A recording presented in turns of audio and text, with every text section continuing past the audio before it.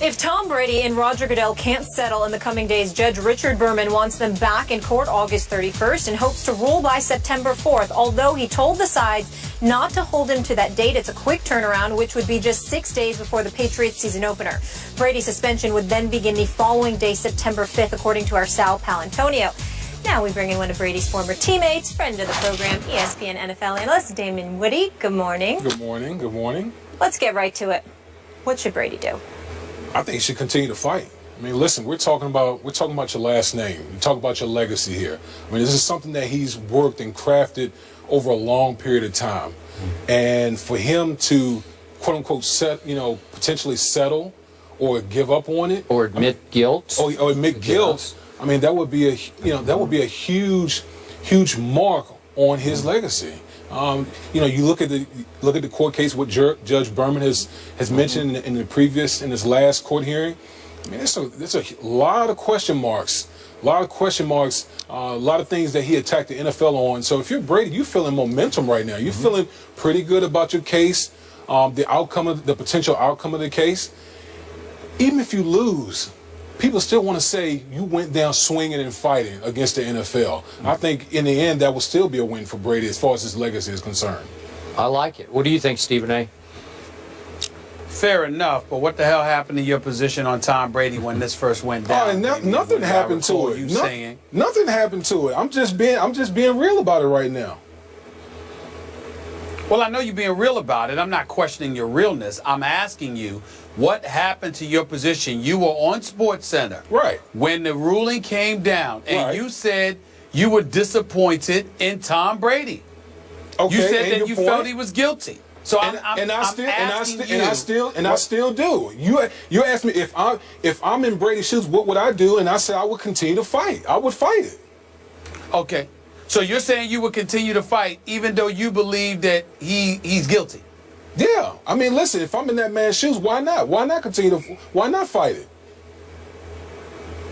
Okay. Well, here's my thing. Tom Brady, I personally believe he shouldn't be suspended. I personally believe this is much ado about nothing. I can't believe it has lasted this long. All of those things are true. But to me, I would stop short of if I'm Tom Brady, of just admitting that I lied. So I get that argument, and I don't totally disagree with you and Skip on that. But if you are willing to admit you were uncooperative, then you played a role in the NFL drawing the conclusion that they've drawn. And if that's the case, what level of culpability do you deserve for that? That's where we all have to, I mean, I don't know how we get to a point where a settlement is reached. I personally don't understand for the life of me why the NFL is insisting that Tom Brady admits guilt in all of this. Listen, you want the brother suspended. As long as there's a suspension that takes place, I think it's absolutely foolish and petty for the NFL to insist that he admits guilt. But so long as he gets a suspension. Now, to me, if he gets the suspension and it's acknowledging that he was uncooperative, I think that should be enough, and I don't think it should be anything to fight about after that. Because if you're Tom Brady, you have to at some point acknowledge you brought all of this on yourself. At least be willing to admit, hey, if I had acted better and a bit more cooperative, it may not have gotten to this point. At least be willing to admit that. As long as he's willing to admit that, as far as I'm concerned, it should be over. But who knows? I mean, right now, I'm exhausted talking about it, to be quite honest with you. I'm disgusted with it. I just think it's petty. I think it's petty. Deflated footballs, 8 months? 8 months because of deflated footballs? I mean, damn. It's ridiculous. But it is what it is. Okay, but Stephen A., you know and I know this has become so much bigger than deflated footballs.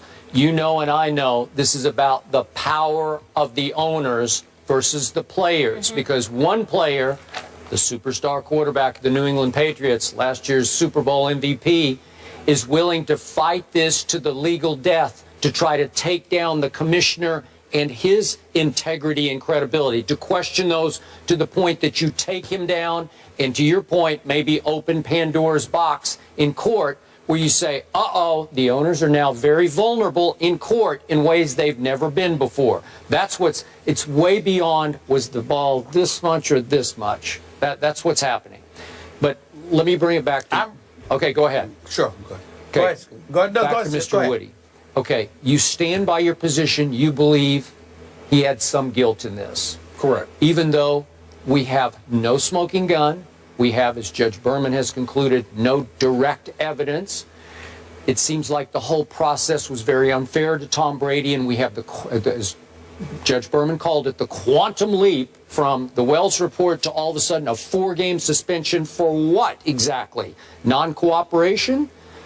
It doesn't make sense to Judge Berman. At least he's picking away, shooting holes in the NFL's case. Yet you stand by your position that you believe he was guilty. Why?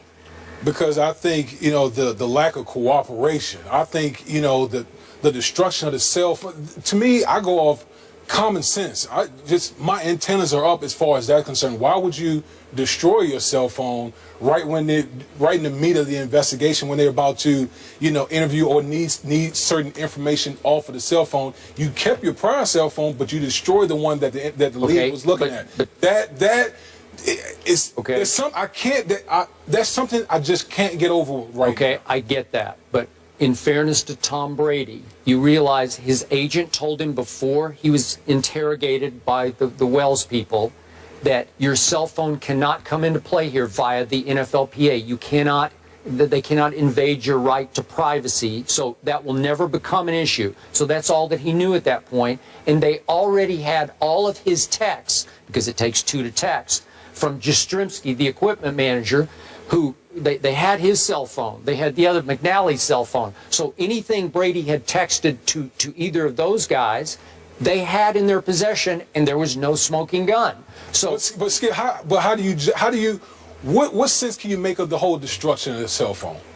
What sense can you make of that? I think we were told that Don Yee told him. He told. That's what I just said. Yeah. No, they said.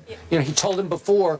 You don't have to worry about it. And then Brady said, just recurringly, I often destroy. I don't destroy it. I just change cell phones. But I just find that the timetable so suspicious. Suspicious. Yeah. Right in the middle of the investigation, all of a sudden you destroy it. To me, it's just I give a lot of pause to that right there. Okay.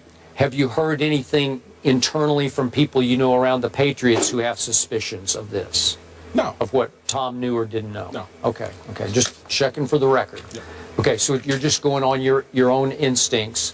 You think he was more than generally aware of what was happening to the footballs? I think so. Okay. And from what we understand, he brought it on himself, man.